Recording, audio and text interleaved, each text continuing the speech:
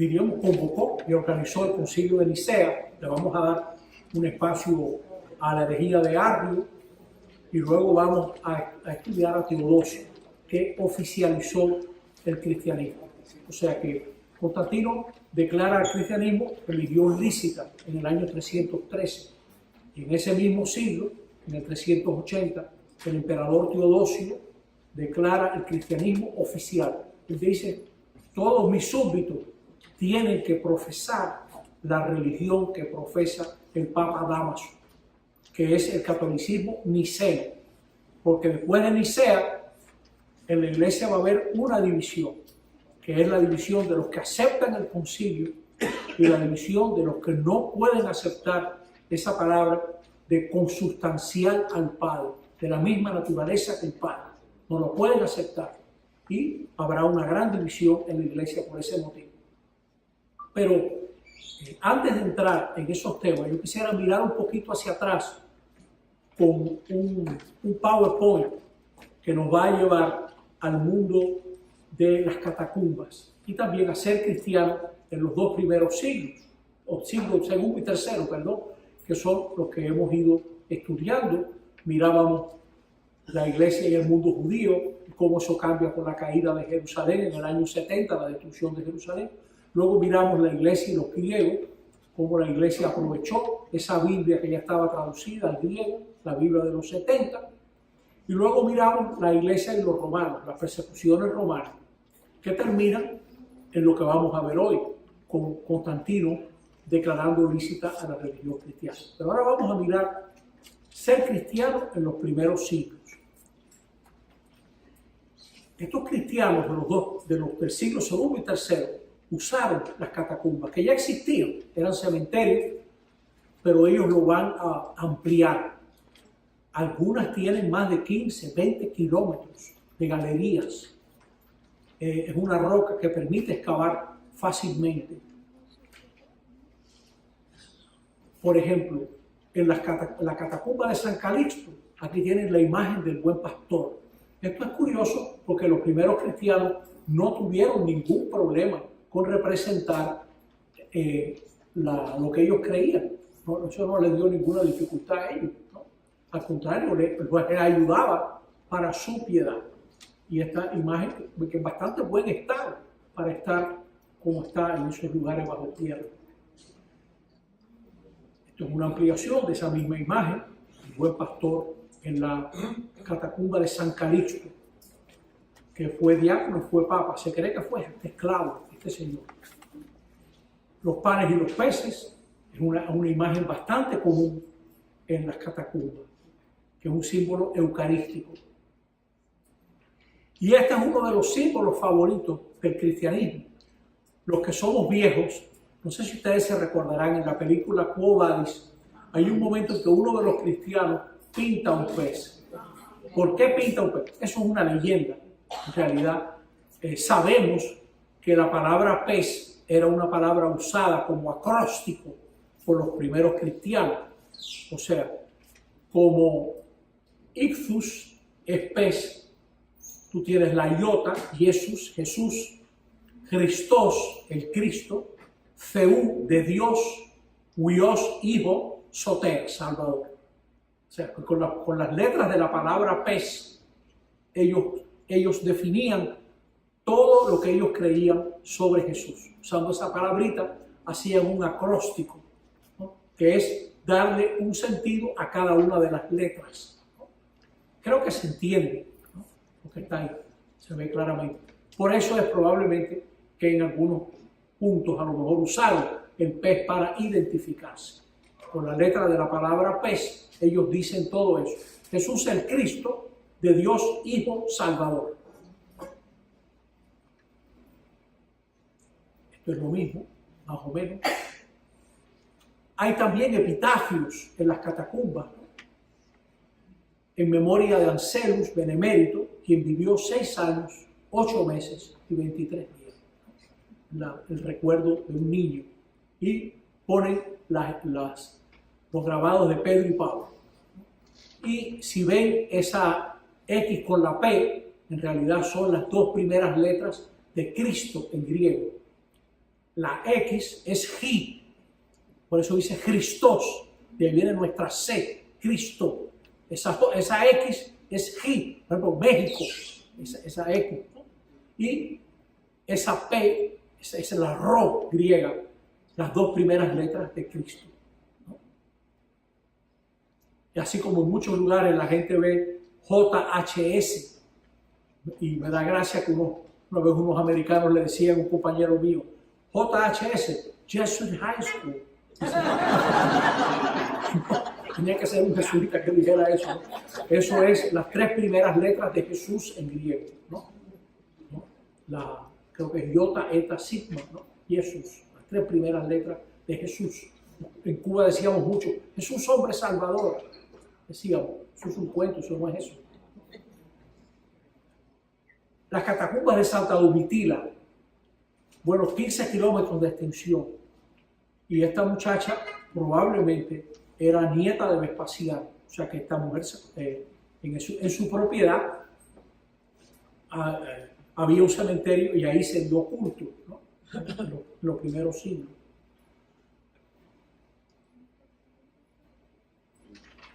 Se van haciendo pequeños lugares para poder hacer ceremonias y lo van ampliando como un cementerio, como un lugar mayor de culto, etc. Algunos de esas capillas son grandes. Yo recuerdo una vez haber estado a 40 en las catacumbas de San Calixto y sobraba muchísimo espacio. Ahí celebramos una Eucaristía muy bonita, por cierto, con un cubano que su mamá había fallecido en Cuba y no pudo entrar a Cuba. Y allá celebramos la misa junto con él. Estas catacumbas fueron descubiertas por diversos investigadores. Uno de los más famosos, Antonio Bossio, en los siglos XVI y XVII, descubrió las catacumbas de Santa Domitila. Al principio, él creía que era una extensión de las catacumbas de San Calixto, pero no, son diferentes. Y Bernardo de Rossi fue encontrando otros santuarios, ¿no?, dentro de las catacumbas. Ahí tienen una vista bastante buena, por cierto. Hoy en día cualquier persona con un PowerPoint hace maravillas, ¿no? En mi época, cuando yo estudiaba, decían, ¿qué cosa es un especialista? Decían, un tonto con un boleto de avión. La imagen de Santa Domitila, la catacumba de Santa Domitila, está Noé, es una imagen bautismal. Noé es una imagen bautismal, ahí está soltando, creo que es la paloma. Padre, ahí en Santa Domitila fue donde se hizo el pacto de las catacumbas. ¿No? El pacto de las catacumbas, de los obispos que estaban en el concilio, fue en Santa Domitila, yo no sé. Yo no sé si usted ha oído del pacto ese. Que eran los obispos del tercer mundo. Exacto, sí, he escuchado. Fue ahí en Santa Domitila. Sí. La imagen del buen pastor. El ancla, que es un símbolo de esperanza, muy antiguo, porque tiene el ancla en el cielo, ¿no? Un símbolo de esperanza. Por cierto, uno de los... Parece ser que, esto es una idea mía, ¿no? Pero parece ser que en el exilio, Félix Varela, como no podía estar en Cuba, pensó mucho en el futuro de Cuba. Y las cartas del Elpidio probablemente tengan que ver con eso, porque Elpis en griego es esperanza. Son cartas a esperanzado, ¿no? Esperanza es un masculino en griego, ¿no? Entonces las cartas al Elpidio, puede ser que pensaba en eso. Un orante, la posición de orar de mucha de esta gente era de pie, ¿no? Aunque hay a veces se ora de rodillas en la Biblia, pero normalmente era de pie. La paloma con la rama de olivo, que es la paz, la reconciliación. Y esto que les voy a presentar es una capilla que se encontró en una localidad llamada Dura Europos. Ahí lo ven en el mapita, cerca de lo que hoy en día sería Siria, más o menos. Entonces, ¿ven? En el Alto Éufrates. Europos. Y esa casa tuvo frescos, es una casa del siglo II, donde tiene representaciones en las paredes, ¿no? Por ejemplo, digo, en muy mal estado, por supuesto. O sea, hay que ser un gran especialista para poder saber, pero ahí se ve un arca, ¿no? En la derecha, para mí la derecha. Ahí está curando un paralítico, el hombre está cargando la camilla, ¿no? Bueno, en estos siglos primeros se bautizaba por inmersión, que es bueno recordar que bautizar es sumergirse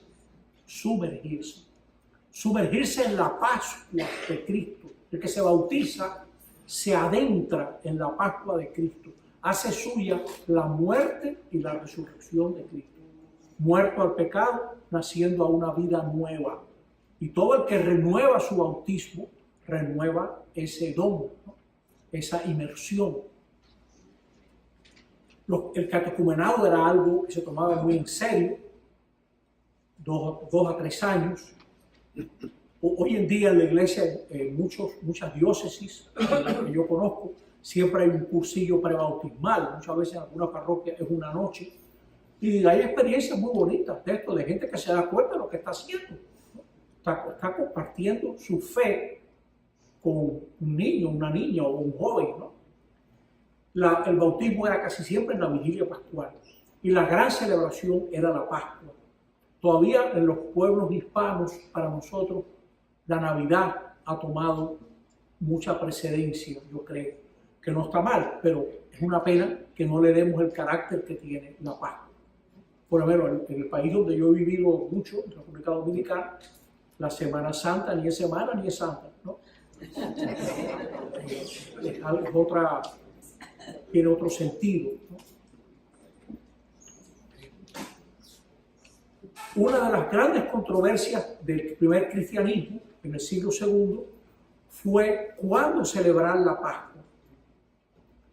Hubo comunidades muy antiguas que celebraban la Pascua el mismo día que los judíos lo mantuvieron, o el domingo después de la Pascua judía, el domingo inmediatamente a la Pascua judía. Muy pronto en Occidente la Pascua se celebró el primer domingo después de la primera luna llena, después del solsticio de primavera.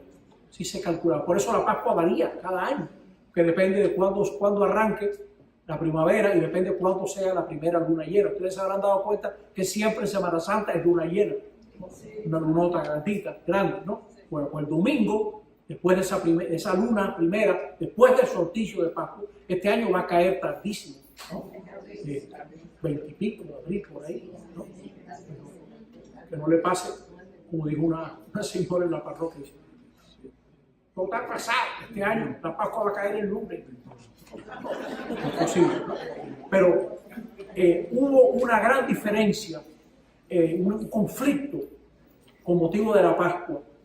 El Papa Víctor quería que todo el mundo celebrara como se celebraba en Roma.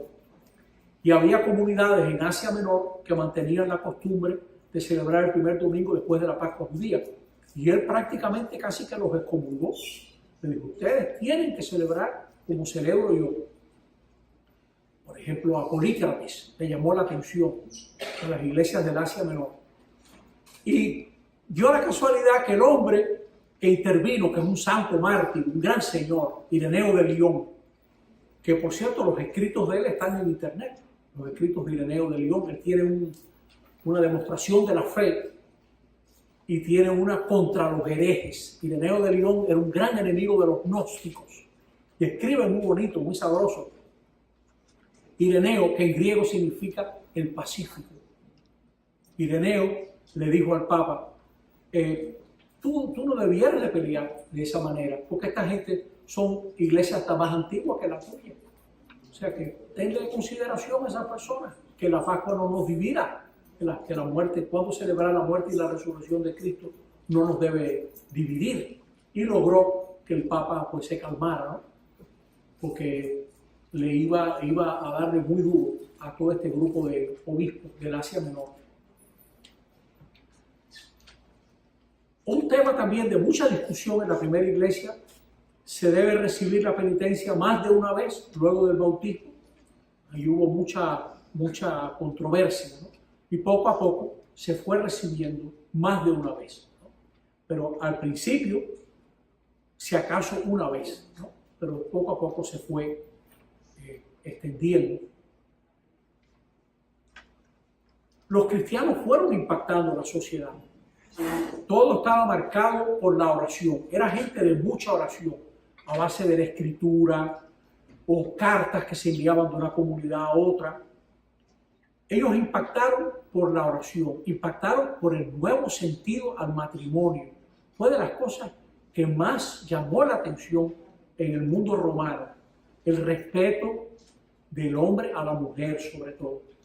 Dicen que algunos de los avisos en las cartas de Pablo o cartas cercanas a Pablo, todos esos avisos de que la mujer obedezca, que se someta, que tal, es que la mujer tenía tanta libertad en la comunidad cristiana que los no cristianos se escandalizaban y eso no lo entendían, lo interpretaban mal, ¿no? Entonces parece que hubo que decirle a las mujeres, miren, traten de darle su lugar al hombre, pero no es que sea, sí, como se lo estoy diciendo, porque mire, hay mucho testimonio. Bueno, mi experiencia parroquial, el liderazgo de la parroquia donde yo he trabajado, todo estaba en manos de mujeres, el liderazgo parroquial, ¿no?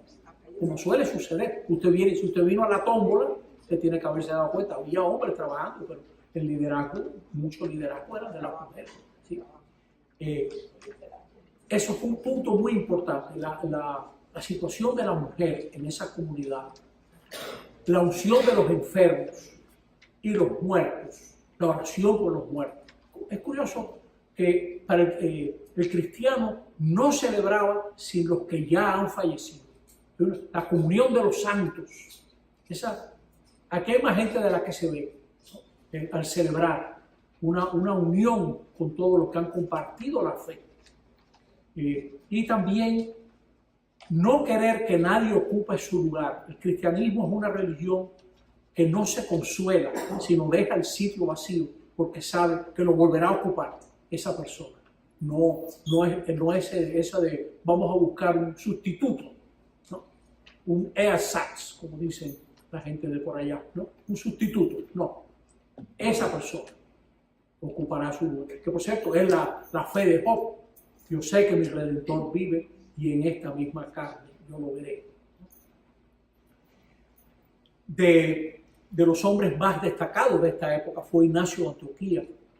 Y ya él primero le da una situación, un reconocimiento a Roma grandísimo, a la iglesia de Roma, pero ya él menciona como 3 grados en la jerarquía: obispo, presbítero y diácono.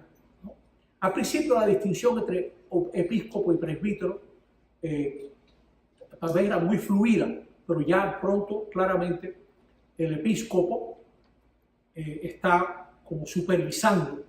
Pero el presbítero también es el que preside, en cierto sentido, ¿no? Y el diácono, que es como servir, ministrar. La primera comunidad era muy consciente que la administración requiere tanta dedicación que a lo mejor se descuida la oración, se descuida la prédica, etc. Y entonces dividían los cargos muy claramente. En los Hechos de los Apóstoles, usted tiene en los primeros capítulos el caso de los diáconos de Esteban, por ejemplo, Esteban diácono, muy bonito como nombran ya a hombres que tengan ese cargo, y hubo también mujeres que lo tuvieron, el cargo. Por cierto, es algo que a lo mejor parece que se está estudiando, el reinstaurar el diaconado en las mujeres. En los inicios se recalca que todo el pueblo es sacerdotal. Si usted lee la carta a los hebreos, usted se da cuenta que todo el pueblo, hombres y mujeres, tiene una función de culto, pueblo sacerdotal, asamblea santa. Por el bautismo, toda mujer, todo hombre está llamado a ser profeta, sacerdote y rey. Es decir, profeta, hablar la verdad, anunciar y denunciar. Sacerdote, dar culto a Dios con su vida, el matrimonio, los hijos, el trabajo, dar culto a Dios con su vida y comportarse como hijo de Dios, tener la dignidad de hija de Dios, de hijo de Dios. Pero todo el pueblo es sacerdotal, pero a la iglesia se le va a ir entrando las maneras del imperio en el poder. Y poco a poco, todas las posiciones jerárquicas van a tener como un aura. Eso se va a acentuar a medida que no hay cosa que fomente más el abuso de autoridad que a veces la sensación de peligro o la sensación de amenaza, etc. Entonces eso hará que en los grados se vayan estableciendo más claramente en la iglesia. Claro, obispo era el obispo y sacerdote era el presbítero, pero había más cercanía, diríamos, ¿no? Y había más claridad en que el pueblo entero tenía una vocación. Eso es algo que hemos recuperado, ya que estoy en esto. Uno de los grandes momentos del Concilio Vaticano II, que por cierto andan unas charlas por ahí del concilio que están dando en las diversas parroquias, ¿no? Creo que la próxima toca en Catalina de Siena, decían, pero no sabemos ni el día ni la hora, pero ya lo diremos al final lo que se acuerde. Pero entonces, ese fue un momento grandísimo del concilio, cuando en lugar de tratar primero de la jerarquía, Sunens y un grupo pide que se trate primero de la iglesia como pueblo de Dios, de bautizados, y luego vendrá que tú eres obispo, que yo soy casado, que tú eres esto, pero todos somos bautizados. Todos participamos en el sacerdocio universal de Cristo. Fue de las grandes intuiciones que todavía no se le ha sacado todo el fruto que se le debe sacar a esa gran intuición. Si usted coge el documento que se llama Lumen Gentium, la constitución dogmática sobre la iglesia, la dogmática, pues hay una pastoral, también tremendo documento, la Gaudium et Spes. Si usted coge la Lumen Gentium, usted se da cuenta, pero mira, compuesto pueblo de Dios, y luego otros temas. Entonces, esa es una intuición central. Bueno, la iglesia primitiva tuvo que combatir varias herejías. Los que estuvieron en la clase pasada se tienen que acordar todas esas persecuciones que vivió la iglesia. Mientras la iglesia vivía esas persecuciones, fue respondiendo a diversas herejías. Herejía viene de un verbo griego que significa escoger. El hereje cree como le da la gana, ¿no? Escoge lo que le da la gana, lo que le conviene. Escoge lo que le conviene. Todos tenemos algo de eso, todos escogemos lo que nos conviene para creer o insistimos más en una cosa o en otra, ¿no? Ya hemos visto cómo los cristianos del primer siglo enfrentaron la hostilidad de los judíos que exigían la circuncisión. Pablo mismo fue perseguido y maltratado por hablar de que la fe bastaba, que no hacía falta circuncidarse. Eso fue un grupo, ya hay un grupo de gente que no suelta la circuncisión, ¿no? Está aferrado a eso y van a rechazar la enseñanza de Pablo. Hablamos también en la clase pasada de la gnosis. Era el conocimiento lo que nos va a salvar. La materia es mala, la creación es mala. Y hay gente ílica, material. Hay psíquicos que tienen alma, que esa gente no va para ningún lado. Pero los pneumáticos, los espirituales, esos, los que han descubierto la chispa que llevan dentro, podrán salvarse escapándose de este mundo. Eso fue una herejía muy popular, con muchos escritos, por cierto, algunos de ellos en un griego, parece la gente que los ha estudiado, muy buenos, ¿no? Parece que eran intelectuales, no eran cualquier cosa, ¿no? La iglesia tuvo que responderle a esta herejía. Los gnósticos sostenían que la comunión con Dios y en último término la salvación dependían de un conocimiento que solo ellos poseen, En cambio los cristianos creemos que somos justificados y salvos por la gracia de Dios, ahora que respondemos por la fe, abierto a todo. Ese pasaje del Evangelio es muy importante, lo que les digo en secreto, grítenlo desde los tejados. Jesús no tiene enseñanza, ¿no? Eso. Aunque también en los Evangelios aparece que él explicaba a los discípulos aparte algunas enseñanzas, eso es verdad también. Sí, señor. Le daba como cursillos intensivos a esa gente. Los gnósticos transmitieron evangelios seudónimos. Eso era un truco. Le pusieron evangelio de Pedro, evangelio de Tomás, etc. Siendo así que fueron ellos que lo escribieron. Evangelio de Judas, etc. Es un truco muy popular en la antigüedad, ponerle el nombre que no se merece. Este lugar, Nag Hammadi, que fueron descubiertos en 1945, o sea que bien reciente, ese fue el año que nació un profesor que ustedes conocen, yo mismo. en enero de ese año. Pues en Nag Hammadi se encuentra toda una biblioteca gnóstica. Hay el Evangelio de Tomás, por ejemplo.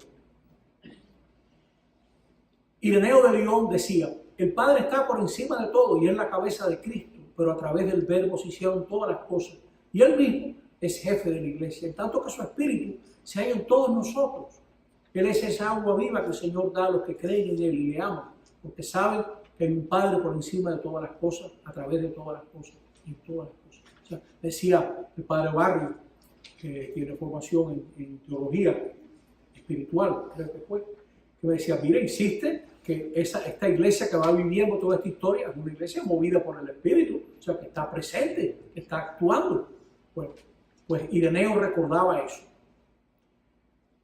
Y esta frase famosa de él que todo el mundo se sabe: la gloria de Dios consiste en que el hombre y la mujer vivan, y la vida del hombre y de la mujer consiste en la visión de Dios. Él está muy marcado probablemente por Policarpo, y Policarpo por Juan. En la teología de Juan, el ver te transforma. Los griegos pensaban que tú te transformas en lo que ves. Y es una mentalidad que entró en los judíos también. Pablo, por ejemplo, en la carta, creo que es la carta a los Corintios, le veremos cara a cara, insiste en eso, ¿no? O también le veremos tal cual es, y eso nos cambiará. Otra de las herejías que yo le mencioné la vez pasada fue el montanismo. Montano decía que él estaba lleno del Espíritu Santo, que Cristo estaba en la puerta, que nadie debía casarse 2 veces, y si uno era cristiano, uno tenía que ir donde estaban los romanos y decírselo: yo soy cristiano. ¿Y qué? Yo vivo aquí. O sea, como una especie de provocación, ¿no? Para los romanos. Por cierto, que Montano tuvo muchos seguidores. Usted sabe quién acabó montanista: Tertuliano, que fue un gran escritor católico, cristiano, pero acabó montanista, porque los montanos eran muy impresionantes, la gente muy coherente, ¿no? De esa época también Marción, que pensaba que la creación era imperfecta y denotaba un creador imperfecto, y que el hombre peque, pues denota la imperfección de su autor, decía Marción. El Dios de este mundo es el Dios judío. Ese es el Dios del Antiguo Testamento, porque Dios no se reveló desde los comienzos. Dice, él usaba esa frase para también confundir, ¿no? Dice: ninguna realidad creada puede revelarlo. Dice que en el Antiguo Testamento se revela el Dios malo. Fíjense que aquí hay un problema de comprensión de la Escritura. Hay palabras muy duras en el Antiguo Testamento, que entonces dice: por eso ese Dios no puede ser el Padre de Jesús. Ese es un Dios malo, dirá él. Y no se pueden reconciliar los 2 testamentos. Mucha gente de buena voluntad tiene esa idea, ¿no? Y todo está en entenderlo. Una persona que un buen curso bíblico, como lo que ha dado aquí el Padre Najarro, por ejemplo, que ha dado, no se pierdan esos cursos, te ayuda a entender lo que es un género literario, lo que es una manera de hablar. Por ejemplo, hablan de suprimir a todo el que no crea en Yahweh, etc. Lo que le están diciendo a sus contemporáneos: no se metan en creer en otras religiones. Fíjense lo que pasó en el pasado. Y usan esa enseñanza para ponerlos en ese camino, ¿no? Porque Marción decía: los discípulos no comprendieron a Jesús y todo lo demás se puede votar, nos quedamos con Pablo y con Lucas, decía él, ¿no? El pecado del hombre revela la imperfección de su autor, decía Marción. El Dios malo era el Dios de los judíos. Jesús trajo la salvación. O sea, a lo mejor él era modalista en el sentido de que piensa que la Trinidad, todo eso es lo mismo. Alguna gente se cree eso es falso. El Padre, el Hijo y el Espíritu Santo, tres fuentes de relación distintas, ¿no? Y en una sola divinidad, ¿no? Pero el Padre es el Padre, Jesús es Jesús y el Espíritu es el Espíritu. Marción pensaba que nada creado puede cooperar con esta salvación verdadera y trascendente. No hay mediaciones en el sistema de Marción. Las realidades creadas no pueden aportar nada a la obra de Dios, el Dios extranjero, porque en definitiva la salvación consiste en una liberación de la creación, del creador de su ley. Entonces, él ve al mundo como algo imperfecto, amenazante, y el creador del mundo y la salvación que esto ofrece. Por lo tanto, la única verdadera salvación es irse, liberarse, ¿no? Escaparse. La creación es adversaria de la salvación.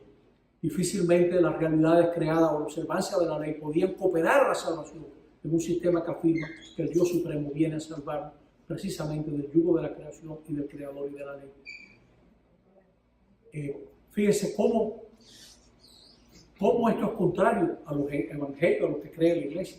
El Hijo de Dios se hizo hombre y habitó entre nosotros, decimos, ¿no? Asumió nuestra carne, que hizo suya nuestra vida, como dice la carta a los hebreos. Por haber pasado por donde pasamos nosotros, nos puede ayudar. Él no. Él quería un Dios que no pasara por donde pasamos nosotros. Bueno, contra Marción escribió todo el que pudo. Ahí le pongo una lista. Agustino, Dionisio de Teófilo, Antioquía, Dionisio, Felipe de Cortina, etc. Ireneo, Hipólito de Roma, que es un santo también. Y Tertuliano, que después él mismo paró en hereje, en montanista. Y otra doctrina terrible que va a volver a salir en la próxima clase fue el maniqueísmo. Los maniqueos pensaban que había dos dioses con el mismo poder, uno bueno y otro malo. Dios de las tinieblas, ¿no? Creador de la materia, etc. Todo esto lleva a esta manera pesimista de mirar la carne, la materia, todo, como algo que no tiene redención. Y es contrario a nuestra fe. Creo que esta es la última. Muy bien. Entonces, ahora... ¿Marción fue ministro ordenado de la iglesia o era un laico normal? Marción, creo que era hijo de un obispo y estuvo en la iglesia. ¿Sí? ¿Sabe? Todo esto en internet, todo esto está en internet, hay muchísima información. Una información bastante segura en internet es la Enciclopedia Católica, ¿no? Bastante, porque hay mucha cosa que uno hay que mirarla, tomarla con un poquito de sal, ¿no? Pero la Enciclopedia Católica generalmente tiene muy buenos artículos. Vamos a tomar esta página que está engrapada. El que no tenga la página de hoy puede venir aquí delante a recogerla. Hoy hay dos páginas. Está una página sobre Arrio y hay páginas también de la semana pasada. Y si usted vino hoy por primera vez, no deje de firmar. Si tiene cuidado con la teléfono. Si usted no vino antes, pues ponga ahí su correo si quiere recibir informaciones, etc. Sí. Nosotros no vendemos nada, o sea que se crea. Pues uno de los temas importantes de la noche de hoy es el tema de Constantino. Constantino, que murió en el 337, tomó decisiones que marcan a la iglesia hasta el día de hoy. Fue un personaje histórico de una gran relevancia. Después de la última persecución de Diocleciano, donde él exigía que todo el mundo sacrificase, Constantino declaró en el 311 al cristianismo lícito. Todavía hubo algunos de los Césares, porque el imperio estaba dividido en Oriente y Occidente, y en ambos lados había Césares. Algunos de ellos no quiso, por ejemplo, Maximino Daia, no perseguía a los cristianos, pero luego ya por miedo a Constantino iba tomando poder entonces lo tolera. En el 313, cuando Constantino y Licinio declaran el cristianismo como religión lícita, se conocen como 1500 sedes episcopales. Esto es un dato que engaña, porque a veces un pequeño pueblito pues tenía uno que era obispo, ¿no? Pero no es que hubiera este número, no representa lo que nosotros pensamos hoy en día. Pero sí sabemos que uno de cada 10 romanos era cristiano. O sea, en ese momento de los 50 millones de habitantes, había 5 más o menos que pueden ser cristianos. Constantino está viviendo una gran crisis porque el imperio, toda la actividad comercial, sobre todo en Occidente, ha decaído. Hay mucha inseguridad en los caminos. Tiene los bárbaros amenazando en la frontera. Tiene personas que ambicionan el poder. Y él ve en el cristianismo una posibilidad de unidad del imperio. Tuvo algo de política el que él se acercara al cristianismo. Probablemente su madre, Santa Elena, tuvo algo que ver con eso. Él va a tener una gran simpatía y se bautiza en su lecho de muerte. No era raro, pero el bautismo era una cosa tomada tan en serio que nadie quería bautizarse para no cumplir el bautismo. O sea, en ese momento todavía el bautismo era algo muy serio. Y Constantino no era, los dominicanos dicen, ningún flycito al cuadro. Constantino no era nada fácil, ¿no? No era un angelito, ni mucho menos, ¿no? Yo le pongo aquí una cita de un libro de historia, que por cierto está en internet también. Dice: para hablar solamente de los crímenes más llamativos, Constantino debió sucesivamente asumir la responsabilidad de la muerte de su suegro, de 3 cuñados, de su hijo mayor y de su mujer. El Constantino estaba muy obsesionado por quién le iba a suceder. ¿Sabe que eso pasa hasta hoy en día? Hasta hoy en día, en lugares que uno pudiera decir, pero qué raro que esta gente ha durado tanto mandando. Bueno, pues eso pasa. ¿Sí? Hay gente que está en el poder, madura y hasta se pudre. O sea, no quieren soltar. Entonces, Constantino tenía esa obsesión de quién lo iba a suceder. Y fue un hombre a veces tan duro con sus rivales políticos, con las familias que aspiraban al poder, que a la muerte de Constantino hubo una masacre entre sus sucesores. Quedaron vivos 2 o 3. ¿No? Uno de ellos va a ser un hombre que luego apostató, Juliano el Apóstata, ¿no? O sea, que hubo una gran violencia, porque él mismo había sido violento. Ahora, este señor también da pasos que favorecen al cristianismo. Él construyó varias basílicas en Tierra Santa, en Roma, y él se ocupó de que hubiera otra ciudad en el Bósforo, a la entrada del Mar Negro, que es la ciudad de Constantino, Constantinopla. Si usted hoy guarda ese dato, usted va a entender mucho las 2 clases que quedan de esta etapa, y luego, más tarde, les vamos a dar otra etapa, ¿no? Vamos a llevar estas clases hasta el número 10. Vamos a dar primero 5, un descanso, y luego volvemos, ¿no? Y espero que ustedes sigan entusiasmados. En el 315, los símbolos cristianos aparecen en las monedas. El 318 prohíbe los sacrificios privados, la magia y los auspicios en los domicilios de los particulares. Había gente que interpretaba también la auspicia, las entrañas de un pájaro, etc. Se analizaba, ¿no? A ver qué es lo que dice. Bueno, otra gente tira caracoles, ¿no? La gente estaba por asuntos de veterinario. En el 323 desaparecen las figuras paganas. Y fíjese esto, Constantino le da carácter legal a la sentencia de cualquier tribunal episcopal. Ahí tiene usted un paso tremendo. El obispo va a ser, ya de ahora en adelante, en todas las clases, una ficha clave de todo lo que estaba ocurriendo. Tenían carácter jurídico dentro del imperio. La iglesia tenía capacidad sucesoria en transmitir propiedades. De nuevo, otro paso tremendo. La iglesia llegará a ser una gran propietaria. Y él financió la construcción de grandes basílicas. Todavía a mí me sorprende que la catedral del Papa no es San Pedro, es San Juan de Letrán. ¿No? Era una familia, los Laterani, y Constantino le dio al Papa ese edificio. Y luego se ha renovado varias veces, ¿no? Pero San Pedro y lo de los apóstoles, hoy San Sebastián, y el conjunto del Santo Sepulcro. Constantino, en el 330, hace consagrar una nueva ciudad, que es Constantinopla. ¿Cómo Constantinopla, que quedaba mejor resguardada, quedaba un poco en una esquina, diríamos? Los bárbaros se van a interesar más en entrar por el Rin y por el Alto Danubio, diríamos. Y Constantinopla se va a salvar. Constantinopla va a permanecer incólume hasta el siglo XV.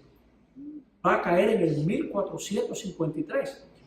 Cuando haya vacas comiendo hierba en el foro romano, Constantinopla era una ciudad de esplendor. Yo estaba leyendo anoche unas cartas de Erasmo de Rotterdam en su visita a Roma, y espantado de ver caballos y vacas pastando en el foro romano, ¿no? Tanta cosa destruida, etc. Y eso fue en el siglo XVI.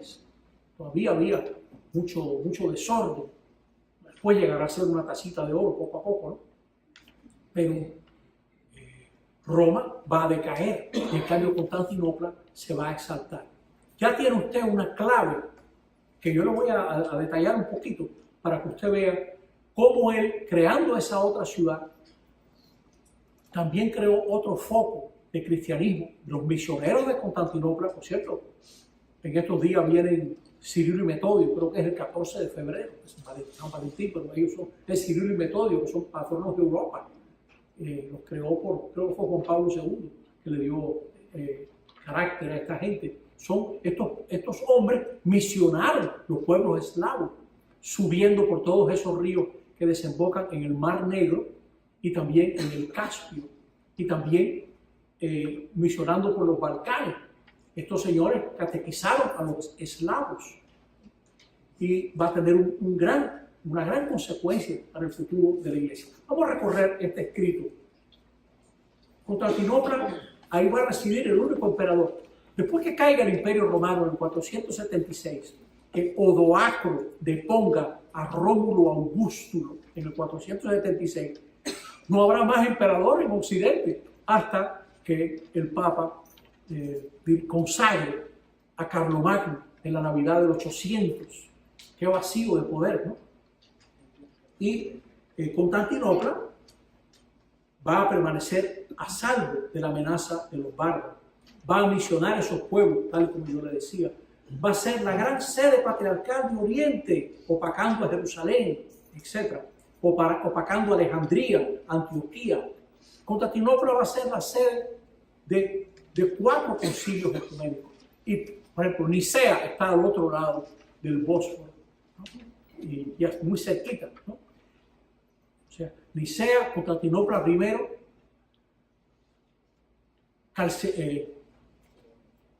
Éfeso, Calcedonia, Constantinopla segundo, Constantinopla tercero, Nicea segundo y Constantinopla cuarto. Esos son los 8 primeros concilios, ¿no? Fíjense, 4 concilios en Constantinopla, ¿no? Y el patriarca de Constantinopla muy pronto va a decir: yo soy el patriarca ecuménico. O ellos van a decir: bueno, Roma está quedando opacada, nosotros somos la nueva Roma, va a decir el patriarca, ¿no? Y de hecho tenía mucho más esplendor y mucha más seguridad que la ciudad de Roma, Constantinopla. Y tenía una vida monacal impresionante, ¿no? Ellos van a vivir la crisis de la iconoclastia, es decir, cuando los emperadores, también influidos por los musulmanes, empiezan a romper imágenes, mandan que se rompan las imágenes. Los monjes defendieron que no se rompieran las imágenes, el culto a las imágenes. pero eso ocurre en Constantinopla. Hasta que llegamos, pase la página 2. Esto mirando así un poco panorámico para que usted vea. Llegará un momento que Roma y Constantinopla se separan. Eso ocurre en el siglo XI, en el 1054. Se excomulgan mutuamente. Y en vida de algunos de nosotros se volvieron a abrazar cuando Pablo VI abrazó al patriarca Atenágoras durante el Concilio Vaticano II. Hasta ese momento se mantuvieron, diríamos, la excomunión, aunque hubo intentos de unión antes. Cuando los bizantinos se vean amenazados por los musulmanes, van a pedir ayuda al Papa. Ahí van a venir las cruzadas, desde el año 1095, que es algo que estudiaremos en otra sección, en otra parte que va a tener esta actividad. Imagínese usted la rabia de los bizantinos cuando una cruzada que estaba destinada a atacar a los musulmanes, los ataca a ellos. Venecia tenía intereses económicos y se ocupó de que los cruzados atacaran Constantinopla para ver si ellos aplastaban a los rivales comerciales allá en Bizancio. Y se lo disfrazan al Papa diciendo, bueno, estábamos divididos, pero mira, ahora estamos unidos otra vez. Hemos puesto un patriarca latino a la fuerza, ¿no? Hemos puesto un patriarca latino en Constantinopla. Eso va a ser algo muy triste. Bueno, más tarde, en un concilio ecuménico, que también estudiaremos en su momento, que Basel, Ferrara y Florencia, hubo una unión con los griegos, pero efímera, el pueblo nunca la aceptó. Y finalmente, Constantinopla cae en poder musulmán. Para que nos demos una idea de lo que era el mundo en ese momento, algunos de los que ayudaron a los musulmanes a romper las murallas de Constantinopla eran cristianos. Eran técnicos cristianos que sabían cómo se manejaba ese cañón tremendo que rompió las murallas de Constantinopla. O sea que hubo cristianos que fueron a pelear, a ayudar a Constantinopla. Y hubo cristianos que fueron a ayudar a los musulmanes por dinero, ¿no? Para ayudarlos en lo que estaban haciendo. Pues ya ustedes han visto una miradita de conjunto a Constantino, que todavía va a salir más cuando nosotros veamos lo de Argos. En ese mismo siglo tenemos a Teodosio. He dado un salto porque no voy a explicar cada emperador, imposible. Entonces, pero Teodosio es un momento muy interesante porque cuando el imperio está dividido entre los que aceptan el concilio de Nicea y los que no lo aceptan, Teodosio va a decir, todo el mundo tiene que creer como cree el Papa de Roma. O sea que no acepto otro tipo de fe. Y él cree que el Estado debe de ser obedecido. Pero Ambrosio, que es obispo de Milán, se le impone varias veces al emperador. Ambrosio le va a decir, por ejemplo, hubo un caso que los cristianos quemaron una sinagoga en Calínico. Bueno, entonces el emperador manda al obispo de la ciudad, usted tiene que reparar esa sinagoga. Y Ambrosio defendió que el obispo no tenía que hacerlo. Eso va a crear un precedente de intolerancia muy grande, ¿no? No, esta gente no eran tolerantes, no eran tolerantes. O sea, la tolerancia viene mucho después. Para nosotros los católicos, es en el Concilio Vaticano II, en un decreto sobre libertad religiosa, que por primera vez, diríamos oficialmente en la historia de la Iglesia dice que nadie debe ser obligado a creer contra su conciencia. Y es ese momento, por esa época, en que Juan XXIII manda a quitar esa oración que hacíamos los Viernes Santos. Oremos por los pérfidos judíos, ¿no? Sí. O sea, que no pensemos que somos todos, nosotros no somos pueblos tolerantes, sobre todo los que tenemos, diríamos, la descendencia hispana. Eso es otro motivo, ya que estoy en eso. Nosotros nos ha marcado mucho el hecho de que España tuvo que defenderse contra los musulmanes desde el comienzo del siglo VIII hasta finales del siglo XV. Y un momento en España que todo el que era español era católico y todo el que no era católico no era español, sino que era musulmán. O sea que nosotros somos pueblos que llevamos eso, así como llevamos otras cosas, la fiesta, la compasión, la solidaridad, la improvisación, ¿no? La gratuidad, la acogida, sí, pero tenemos también lo otro, ¿sí? Santiago y Sierra España, ¿no? Y en algunos pueblos eso se ha extremado. Ustedes a lo mejor conocerán esta frase de un pueblo del Caribe: tú estás totalmente equivocado.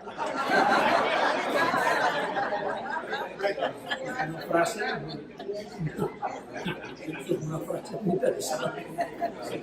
Sí. Bueno, cuando estoy en el párrafo de abajo de esta página, cuando Teodosio en el 390 le matan a un funcionario en Tesalónica, él mandó, organizó una masacre, ¿no? Una matanza tremenda, porque le habían matado a un funcionario. Y Ambrosio no lo dejó entrar en ninguna iglesia de su diócesis, en Milán. Lo obligó a estar con ceniza y de saco, haciendo penitencia por ese crimen, ¿no? Y el hombre lo tuvo que hacer, ¿no? O sea que Ambrosio ya distingue entre el imperio propio del emperador y el sacerdocio propio del obispo, ¿no? Pero para él, el sacerdocio es el que va diríamos, a dominar lo que hace el emperador, diríamos, es como la conciencia del emperador. Ahí se van a dar varias cosas. Por un lado, el obispo legitima al que manda, va a decir, está mandando según Dios. Eso tiene de bueno, diríamos, que puede ser que se apoye lo bueno que hace esa persona, pero eso tiene de peligroso que la comunidad cristiana se ve inmiscuida en asuntos que no son asuntos de poder, ¿no?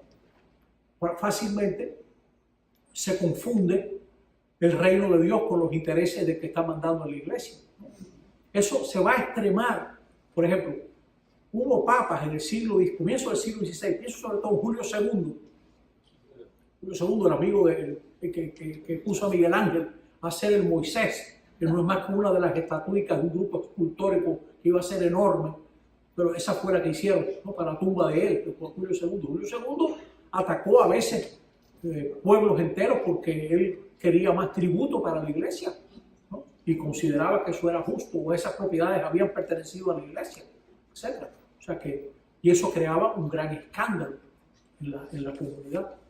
Y durante la Edad Media va a haber también varios enfrentamientos que los estudiaremos, ¿no? Enfrentamientos, por ejemplo, Gregorio VII y Enrique IV de Alemania, o Federico I Barbarroja, Hohenstaufen y Alejandro III, por ejemplo, bien enfrentados, comulgados, o Federico II, nieto, hijo, Hohenstaufen también, no, era nieto del otro, entonces enfrentado al Papa.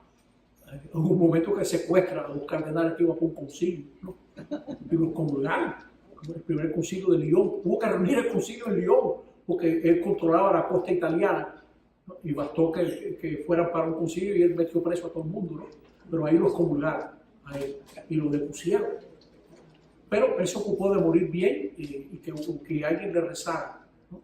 Creo que hasta con el hábito de alguna orden murió.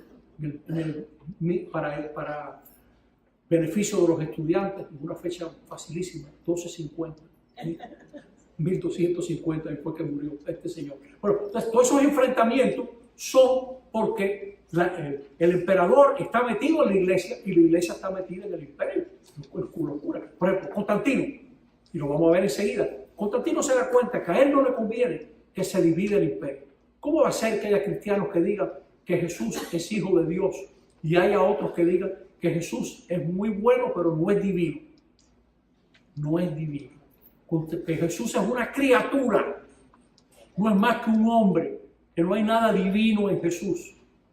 Y eso lo va a decir un sacerdote, Arrio, que era un hombre que predicaba precioso y que inventaba unos cantos muy catchy, como dicen aquí, ¿no? O sea que los marineros cantaban los cantos de Arrio. Y Constantino tiene el imperio dividido. Y entonces él, en el 325, convoca el concilio de Nicea. Ese fue el primer concilio ecuménico convocado por el emperador. Y Constantino esta parte se la voy a dejar que ustedes la lean. Constantino acabó simpatizando con los filo-arrianos. En Nicea se va a definir que Jesús es Dios de Dios, luz de luz, Dios verdadero de Dios verdadero, que no es criatura, es engendrado, no creado, de la misma naturaleza que el Padre. No se meten a decir lo que es el Padre, pero lo que sí dicen es de lo que el Padre sea, Jesús también es. De lo que sea, el Padre, de la misma naturaleza del Padre, porque todo fue hecho. Entonces, por nosotros los hombres, etc. Pero lo va a definir y va a haber gente que diga, no acepto eso. No acepto que Jesús sea consustancial al Padre. Porque ¿cómo va a ser que uno que sufre, que padece, que ignora, que se cansa, que se harta, que discute, que pelea, etc., que tiene miedo, sea divino? No lo acepto. Lo divino es trascendente, lo divino es sublime. No me digan que ese hombre es divino. Y la iglesia le va a decir, justamente por amor a nosotros, el que estaba junto al Padre, asumió nuestra condición humana. Se encarnó por obra y gracia del Espíritu Santo, como me recordaba muy bien un compañero, ¿no? O sea, el Espíritu Santo hace que este hijo de Dios asuma. En Dios hay uno que es Padre y este Hijo procede del Padre y asume nuestra condición humana. Y como dirá más tarde Calcedonia, en el 451, Jesús es verdadero Dios y verdadero Dios y verdadero Dios. Bueno, hasta ahí se va siguiendo, ¿verdad? Bueno, pues imagínese usted que después que el concilio define eso, Constantino, como ve que el concilio no logra la unidad, porque hubo gente que no aceptó el concilio, simpatizó más con los que rechazaban el concilio, porque le venía mejor a él. Si Jesús es divino y era hijo de Dios, ¿qué hace Constantino dándose todo ese lugar, toda esa majestad, si el Hijo de Dios murió en una cruz? Es una crítica a Constantino, y a todo su boato, y a toda su majestad, etc. ¿Se entiende? O sea, si Jesús es divino, Constantino queda muy mal, porque más que Constantino es el Hijo de Dios, que por nosotros se hizo hombre, que nos enriqueció con su pobreza, que nació en un pesebre, que no tenía dónde reclinar la cabeza, etc. Entonces, Constantino no le conviene. Segundo, los que negaban que Jesús fuera divino decían, bueno, él era divino más o menos, pero nadie es divino más o menos. Nadie es divino. Entonces Constantino pensaba que así él iba a hacer la unidad del imperio con los filo-arrianos, con los que creían que Jesús era de naturaleza semejante, parecida. No, señor, parecida no, de la misma naturaleza que el Padre. Y eso fue tan grave que Constantino y sus sucesores persiguieron a los obispos que mantuvieran el credo niceo y tuvieron en palmita a los obispos que eran arrianos. Uno de ellos, Eusebio de Nicomedia, por ejemplo, y Eusebio de Cesarea, eran arrianos y eran amiguitos del emperador. Eusebio de Cesarea, que tiene un discurso cuando se cumple el aniversario de los años reinando de Constantino, que casi pone a Constantino, le decían el apóstol 13º, el 13º apóstol era Constantino, porque ellos simpatizaban mutuamente, se simpatizaban mutuamente. Y en cambio había obispos como Atanasio, San Atanasio de Alejandría, que tenía un cultico preparado, porque fue al exilio 5 veces. Lo botaban de su diócesis por defender el credo niceo. Qué cosa, ¿no? Lo botaban, tenía que huir o tenía que ir al exilio. A este hombre lo exiliaron en Europa, en varios lugares. Y estando allá en Europa, escribe una vida de San Antonio. Escribía muy bien, un hombre muy inteligente. Escribe una vida de San Antonio y en esa vida plasma lo que fue la vivencia de haber conocido a un hombre que vivió en el desierto porque ya era muy fácil ser cristiano. Eso lo vamos a ver el próximo día. No se pierda. Este hombre, San Antonio, vive en el desierto, ahora que cualquiera es cristiano, viviendo de la oración y de la radicalidad del Evangelio, compartiendo, etc. Y esa vida de San Antonio inspira a mucha juventud a entrar en la vida monástica, a buscar el desierto. Y pronto habrá también mujeres en ese camino, los dos caminos. Y fíjense usted, eso pasa porque a este hombre lo botaron de su diócesis. A veces pasa. Usted sabe, déjeme hago este paréntesis. Todavía hay gente que habla del ministerio de Bosa Más Vidal en Los Teques, en Venezuela, porque era un hombre muy consciente de lo que era ser obispo del ministerio, ¿no? Dejó ese ejemplo, ¿no? Como tal. Y en Cuba se benefició muchísimo de todas las mexicanas y mexicanos que votaron durante Plutarco Elías Calle y la Guerra de los Cristeros, etc. Tuvimos un santo, Guízar Valencia, en Cuba, que era un obispo, y ese hombre era exiliado, y ese hombre hizo un bien tremendo en Cuba. Y lo mismo, cantidad de monjas mexicanas que salieron con lo que tenían puesto desde México a trabajar en Cuba, ¿no? Y dejaron un ejemplo hasta el día de hoy, ¿no? Gente que fueron alumnas de esas monjas, ¿no? Y conocieron a este padre, etc. O sea, las cosas son así, ¿sabe Dios? Ojalá que aquí en esta Florida de Dios se haya hecho bien, tanto exiliado, tanta gente que hay aquí, que ha tenido que salir corriendo de su nacionalidad. Bueno, vamos a mirar un momentico. En la hoja que ustedes tienen sobre Arrio se explica bastante bien, pero yo, en vez de usar esa hoja, voy a usar un PowerPoint. Sí, después, si da tiempo, la vemos. Yo creo, usted que está por allá atrás sentada, mire, ahí hay unos switches de ustedes que están por allá. Uno de esos switches apaga estas luces y se va a ver mejor. Esa misma, ya está bien. ¿Pueden ver? Muy bien. Mire, esto también, viéndolo así en las pantallas, y luego usted en su casa, si no me da tiempo a mí, puede leer lo que yo le he escrito, que es un resumen de un gran católico francés que se llamaba Jean Guiton, que tiene un librito que se llama Le Christ écartelé, el Cristo desgarrado, el Cristo desgarrado. Ese hombre era de la Académie Française, de la Academia Francesa de la Lengua, amiguito personal de Paulo VI. Ellos a veces comían, cuando Guitón iba a Roma, se pasaba días hablando con el Papa. Paulo VI era tremendo lector, San Paulo VI era tremendo lector de todos estos autores. Cuando él va de la Secretaría de Estado allá a Milán, más de 90 cajas de libros llevaba. Era un intelectual tremendo. Sí, un hombre de mucho conocimiento, ¿no? Bueno, pues este libro, El Cristo desgarrado, traducido al castellano, El Cristo desgarrado, Ediciones Cristiandad, un libro viejo. Yo no sé si a veces esos libros aparecen gratis en internet, porque ya la gente eso ya son libros viejos, ¿no? Pero es un clásico, le dedica a cada herejía grande un capítulo, y está escrito que usted goza leyendo a este hombre, ¿no? Bueno, pues esa paginita no es más que un resumen. Para usted entender lo que vamos a explicar, tiene que recordar que si usted va a creer en Dios, usted va a enfocar algo que nos supera. Dios nos supera. Y si no nos supera, no es Dios. Decía, creo que era Santo Tomás que decía, si lo entendiste, no es Dios. Qué bien, ¿no? Dios no deja de superarnos al acercarse. Eso quiere decir que el misterio está más allá de lo que queremos, ¿no? Entendemos y podemos. Dios siempre será mayor.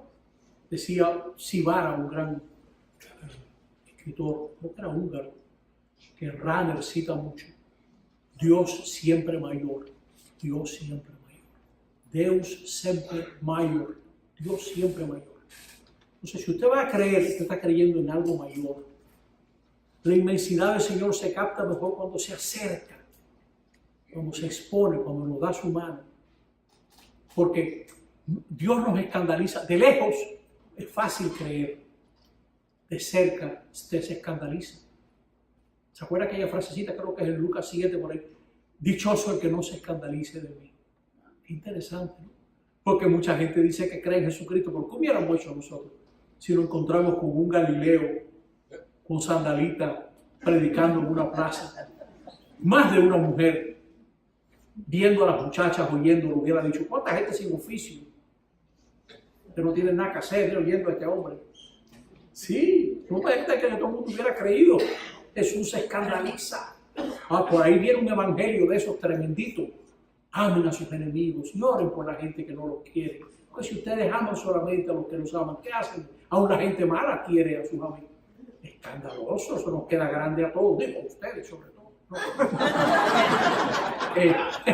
Es un escándalo. Allá en República Dominicana, en las Lomas, en la cordillera central, hay una montaña que se llama La Pelona, que tiene 3.000 metros. Usted la ve de lejos, usted se cree que usted la sube, que es fácil.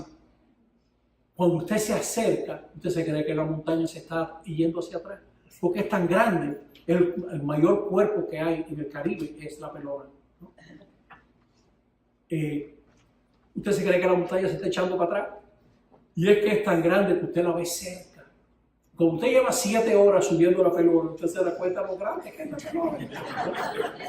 Entonces, qué escándalo, el Hijo de Dios hecho hombre naciendo en un pesebre, ¿no? Un niño llorando en el brazo de una mujer, ¿no? Es un escándalo grandísimo. Fíjense por qué fue tan problemático responderle a algo. Había habido un obispo que se llamaba Pablo de Samosata, que mira lo que decía este hombre. Le faltaba elementos para poder explicar bien y explicó mal. Dice, el Padre es el único que existe de manera sustancial. El verbo es un sonido proferido por su boca. Jesús, por tanto, solo es hombre, decía. Y Cristo carecía de naturaleza divina. Había sido adoptado por Dios en el momento de ser bautizado. Muchos gnósticos creían esto. Para él, Jesús era un hombre revestido de sabiduría divina. Revestido, fíjate el traje, ¿no? Pero no divino. El Hijo de Dios no ha bajado de lo alto, sino que es de aquí abajo. Un hombre como todos, escogido por Dios. Una adopción. Una adopción. Encarnado en una naturaleza humana, el Logos, el poder y el Espíritu de Dios no se distinguen. Todo eso es lo mismo, dice él. Todo eso es lo mismo. Era un modalista. Son modos de hablar de Dios. Pero eso no es así. Jesús habla con el Padre, por ejemplo. No son modos. Y ahora miren el lío. Pablo de Samosata usó esta palabrita, que es la misma que va a usar el concilio. Pablo va a decir, Jesús es homoousios con el Padre.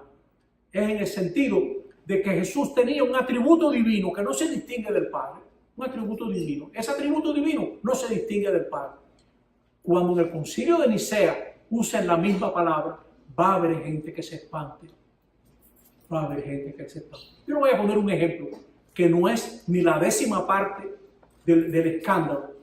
Bueno, están viendo el escándalo, ¿verdad? El concilio va a usar la misma palabra, qué valientes, ¿no?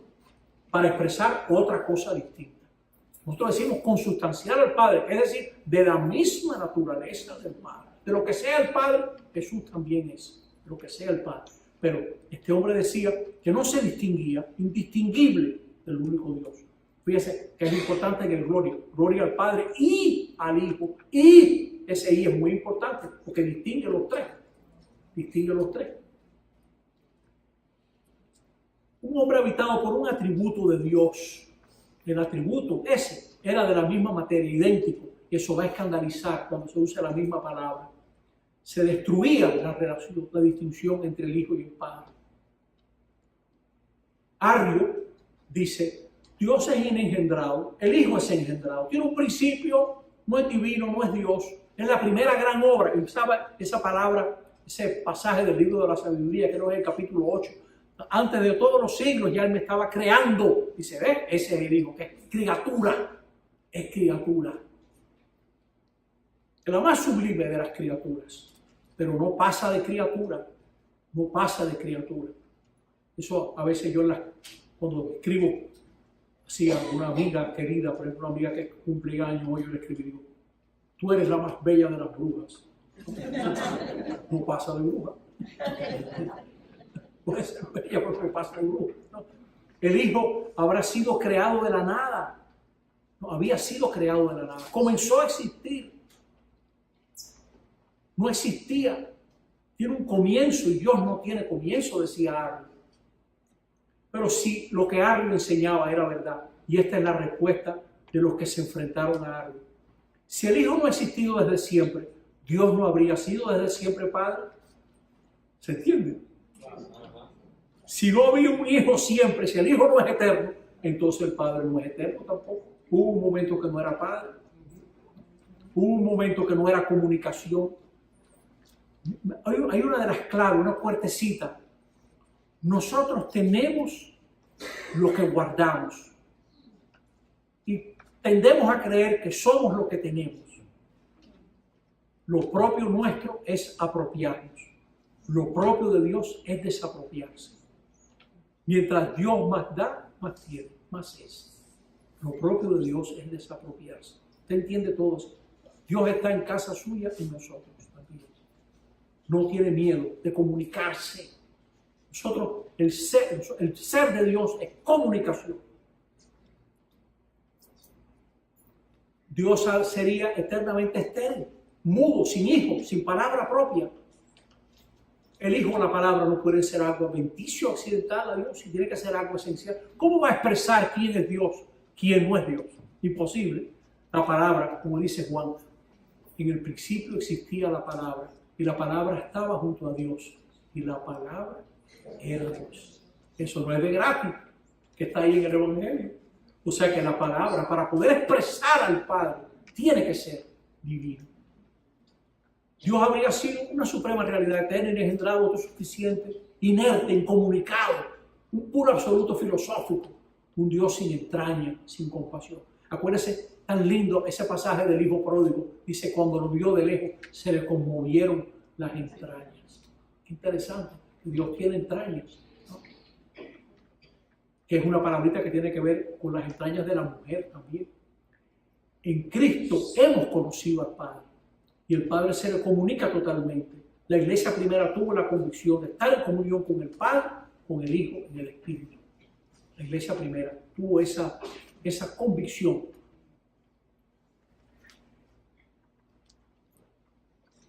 Solo podemos creer en Dios si es Padre, iniciativa de amor.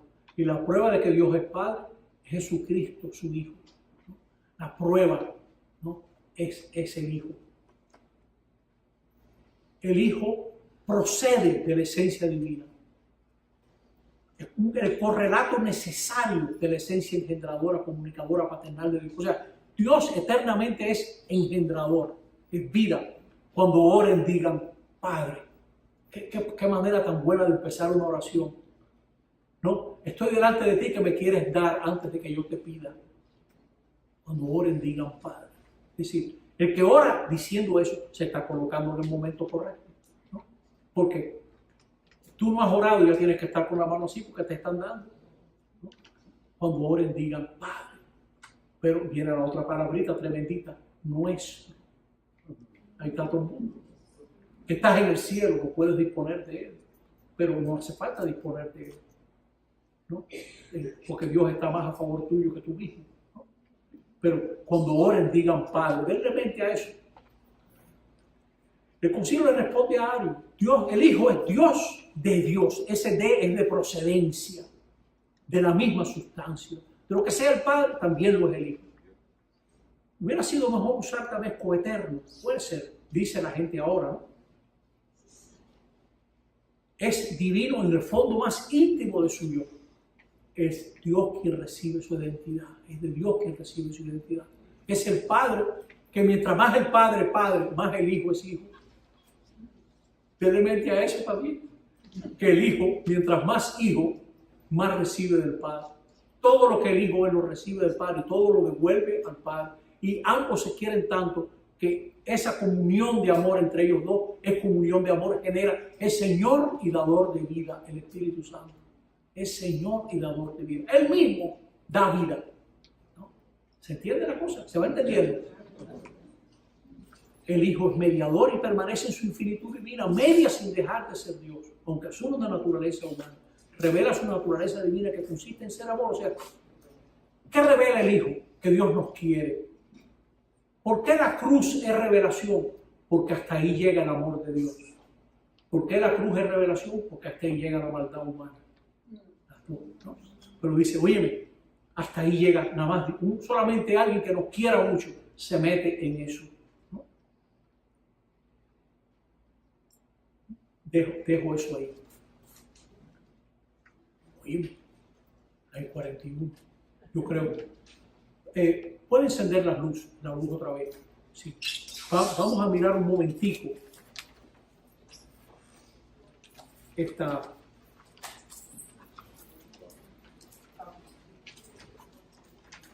Vamos a mirar la parte 2, la página 2 de esta cosa de Arrio, el último parrafito. Alejandro de Alejandría. Dios es eternamente dinámico, eternamente engendrador. Y como es amor, es autocomunicativo de sí mismo. Autocomunicativo. Está claro, si usted ha leído las cartas de Juan, usted dice, Dios es amor. Dios es amor. Y todo el que ama ha nacido de Dios y conoce a Dios. Porque Dios es amor. Vamos a quedarnos ahí. ¿Qué quiere decir? Que si Dios es amor, se comunica. ¿Y qué cosa es aquel que puede recibir todo el amor que el Padre es, el divino, si no lo pudiera recibir? El Padre está en el Hijo y el Hijo está en el Padre. Son diferentes, pero uno y el otro están en el Padre. Si usted tiene problemas con la Trinidad, piense esto. Son tres que se quieren tanto que hay un solo Dios. Piénsalo así. Hay un solo Dios. Y los griegos tienen una manera de entender lo precioso. Una manera de entender la Trinidad. Dice, ¿qué cosa es la Trinidad? Los tres que bailan juntos y nos invitan a entrar en su danza.